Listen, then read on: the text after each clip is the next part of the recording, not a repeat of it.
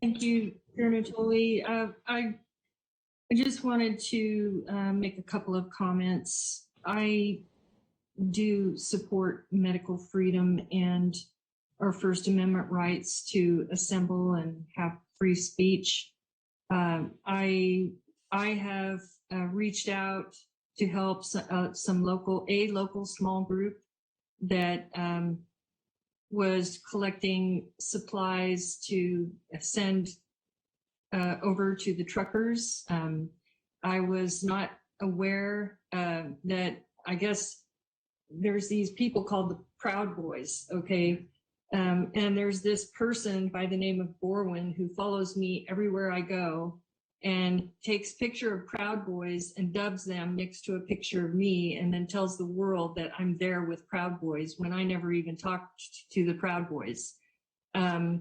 So I think I want to just say, you know, as a public figure, I guess you put yourself out there, and I, can't always know what is on a person's mind. I remember in the past, I've had experiences where I was, working with someone who was renting a unit, and I collect their credit to see if I think they're going to be a good credit risk to rent my property to, and I call on all the references. And I had one person who applied, and he and his wife were very nice. He had a kitten in his arm.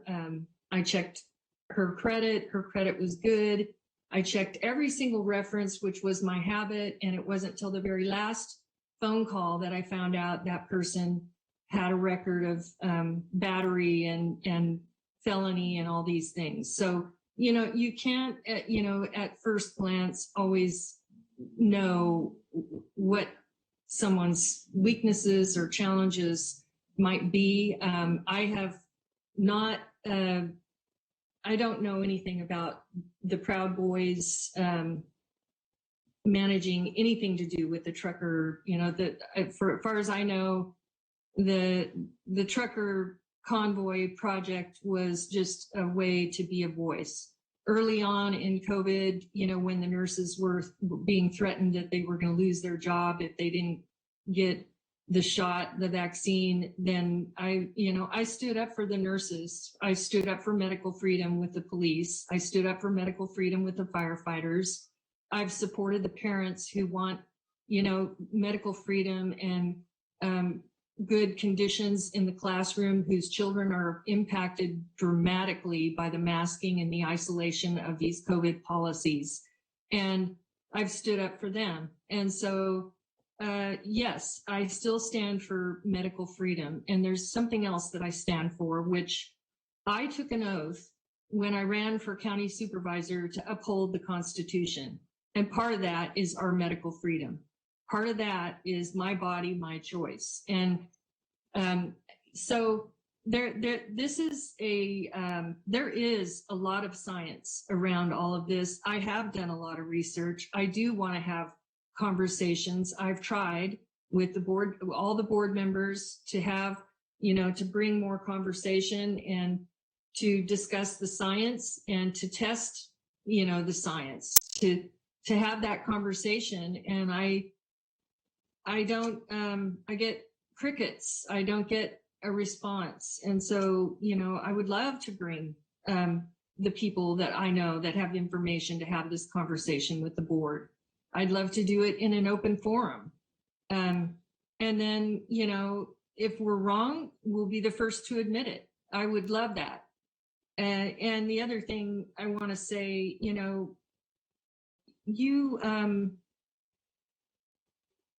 a lot of the people who are speaking out today are making some very aggressive accusations around anti-Semitism and me fraternizing with hate groups. I'm a 65-year-old woman, for goodness sake. I don't look that old because I dye my hair, but I don't hang out with killers and terrorists. I never have, and I never will. I don't condone anything that's not good for public safety. I don't condone anything that I think would be harmful. But I can tell you one thing. When I first ran for office on city council, I said I would research and investigate every issue, and I would try really hard to make decisions that are best for the community. And when I ran, I said, I will never forget who I work for. I also took the oath to uphold the Constitution, and I also, as a registered nurse, took the oath to do no harm. So when I look at the VAERS and I see, you know, all the deaths in the VAERS system, and I analyze the VAERS system, and there's a lot there. There's a lot to know. No one will look at it.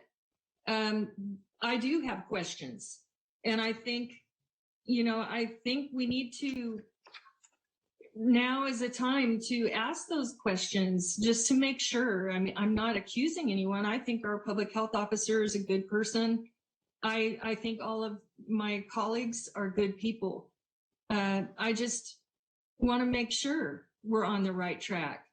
And it's clear that there's a problem when you have, you know, 30 or 40% of your medical community being fired because they don't want to take that vaccine. And the same with the public safety, and the same with firefighters, and now the same with truckers. It's clear there's questions, and I think we should investigate it. I think we should have that conversation. And I'm not ashamed of anything I did. I didn't knowingly fraternize with, you know, they're saying it's Proud Boys. I didn't knowingly do that. I was just trying to help collect some crackers and cheese to send off the truckers. But they, you know, the truckers are in charge of whatever their mission is, and they decided not to start from Sacramento. So they're not even leaving from Sacramento, and the whole thing got canceled a couple of weeks ago anyway. So it didn't matter. So, you know, I'm telling the truth. I am,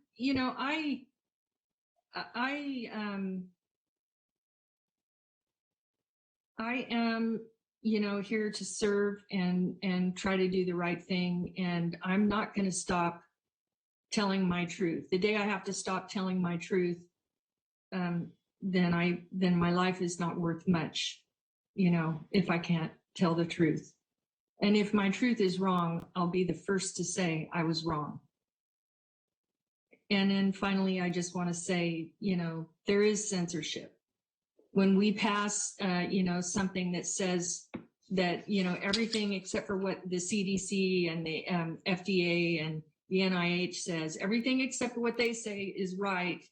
When we pass that and say all other information is misinformation, then we're living in a world where we're going to tell people what is good information and what is bad information. We've taken something essential away from who we are as Americans.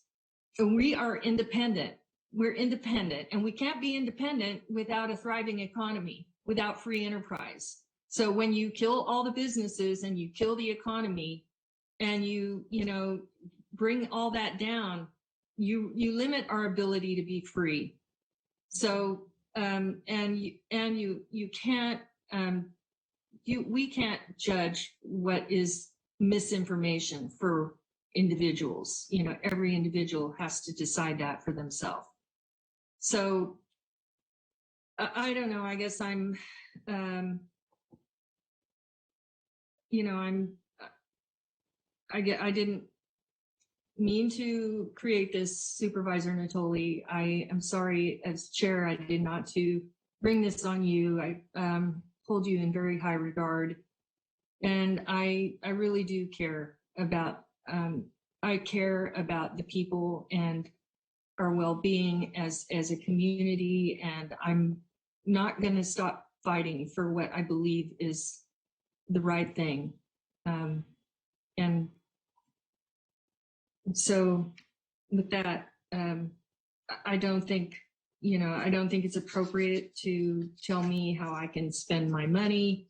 And I don't think it's appropriate to tell me, you know, to judge a person based on what one person posted on a Twitter. I don't know what else to say.